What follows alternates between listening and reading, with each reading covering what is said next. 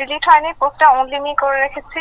আর এটার বিষয়ে আমি কিছু বলতে চাচ্ছি না, আমার ফেসবুক পোস্টে আমি যা বলার বলছি। দায়িত্বশীল জায়গা থেকে আপনি দায়িত্বশীল বলতে কি বোঝাতে চাচ্ছেন? আমি যখন দেখবো আমার দেশের উপর কোনো থ্রেট চলে আসতেছে, আমি মনে করবো আমার দেশকে বাঁচানোর জন্য আমার যতটুকু বলা উচিত সে বলাটাই আমার দায়িত্বশীলতা, ঠিক আছে? শোনেন, আমি ফ্র্যাঙ্কলি বলি, আমি চাই না আমার দেশের দায়িত্বে মুক্তিযুদ্ধ বিরোধী কোনো শক্তি আসুক, ঠিক আছে? তো আমার যাকে মনে হয়েছে মুক্তিযুদ্ধ বিরোধী শক্তি, যাদেরকে মনে হয়েছে, আমি তাদেরকে সেভাবেই ট্রিট করেছি, আর আমার পোস্টে আমি সেভাবেই দিয়েছি। রিসেট বাটন পুশ করা মানে কি? আপনি কি ভয়েস অফ ওয়ার্ল্ড এর সাক্ষাৎকারটা দেখেছেন? রিসেট বাটন পুশ করা মানে কি? অতীত মুছে ফেলা মানে কি? আমাদের মুক্তিযুদ্ধ হচ্ছে মীমাংসিত সত্য, আমাদের জাতির পিতা বঙ্গবন্ধু, এগুলো সবই মীমাংসিত সত্য। রিসেট বাটন পুশ করে সব অতীত মুছে ফেলা, এটা মানে কি? এটা তো তাহলে আমি তো মনে করি যে আসলে মুক্তিযুদ্ধের বিরোধী শক্তি আমাদের দেশে এখন গভর্নমেন্ট হিসেবে আছে। তো আমি আমি আমার মনে হচ্ছে যে আমার দায়িত্বশীল জায়গা এটাই যে আমার দেশকে বাঁচাতে হবে।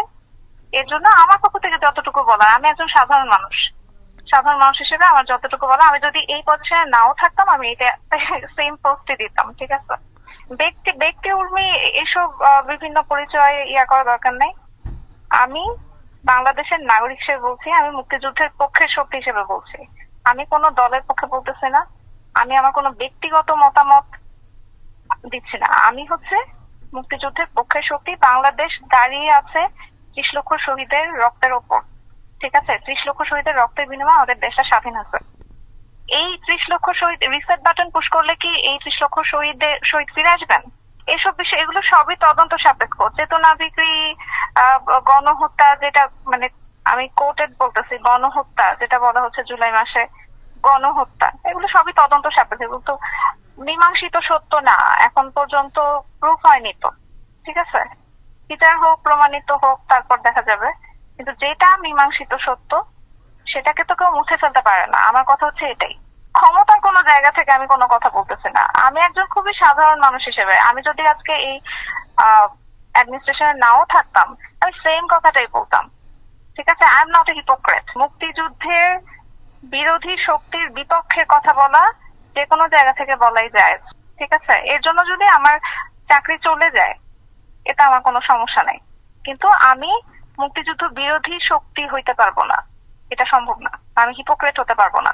যখন যেই গভর্নমেন্ট আসবে টোটাল কন্ট্রাডিক্টরি কথা বলবে, একজন মুক্তিযুদ্ধের পক্ষে কথা বলবে, আরেকজন মুক্তিযুদ্ধের বিপক্ষে কথা বলবে, আমি দুই পক্ষেই মানে হ্যাঁ হ্যাঁ করব, এইটা হিপোক্রেসি, ঠিক আছে? দুটা টোটাল কন্ট্রাডিক্টরি মতে আমি দুটাতেই একমত পোষণ করা, এটা হচ্ছে হিপোক্রেসি। বল, আমি সবসময় একটা কথাই বলবো, আমি মুক্তিযুদ্ধের পক্ষের শক্তি এবং পক্ষের শক্তি হিসেবে যেভাবে কথা বলতে হয় আমি সেটাই বলবো। আমি যদি আমার সামনে দেখি কেউ মুক্তিযুদ্ধকে মুছে ফেলতে চায় আমি তার বিপক্ষে কথা বলবো, এটা আমি সাধারণ নাগরিকই হই আর কোনো অ্যাডমিনিস্ট্রেশনের অফিসারই হই, যেখানেই থাকে, আমি যদি দেশের বাইরেও থাকি তখনও বলবো। আমি কিভাবে বুঝতে পারছি মানে এটা এটা তো আসলে প্রশ্ন না, আপনি কনভারসেশন দেখলেই তো বুঝতে পারবেন, ঠিক আছে? কনভারসেশন দেখলে বুঝতে পারবেন কোন প্রশ্নের উত্তরে কোন অ্যান্সার। এরপরে যদি ভাঙায় বলা লাগে তাহলে তো আসলে কিছু করার নাই, সবকিছু ভেঙে ওয়ার্ড দিয়ে সব কি বলো এক্সপ্রেস করা যায় না। এটাই কি বলেন তো, অনলিমি করার কি একটাই কারণ থাকতে পারে? আপনি বলেন পারে কেন করেছে, দ্যাটস নট রেলিভেন্ট। এখানে কারো দোষর কারো কিছু না, আমি মুক্তিযুদ্ধের পক্ষের শক্তি। এখন মুক্তিযুদ্ধের পক্ষের শক্তি বললে যদি আপনারা বা কেউ যদি এভাবে জাজ করে আমার কিছু করার নাই।